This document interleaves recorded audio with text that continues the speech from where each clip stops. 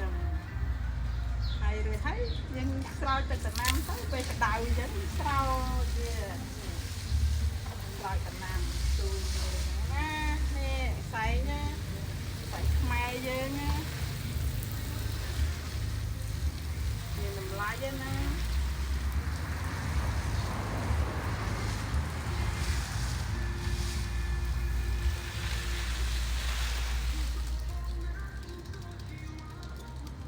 ពេលយើងណាពេលយើងបាញ់ញើសណាយើងអាចជូតចេះបានទៀតជូតញើស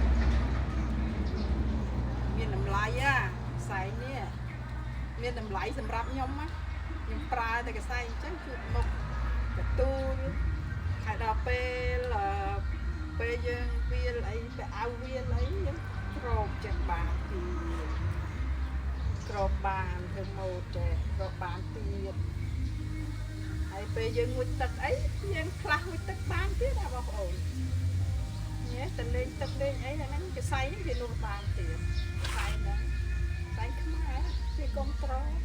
ហើយនោះនេះប្រើទៅខ្មែរយើងរីកចម្រើនអ្នកដែលក្បាញណាមានតែខ្មែរទេធ្វើចេះធ្វើកើតកសៃហ្នឹងពេលដាស់ហាក្តៅដូចខ្ញុំអញ្ចឹងអ្នកជាការអ្នកស្រែខ្ញុំទទួលលើចុះបងប្អូនមានមួកពាក់មួកទៀតមក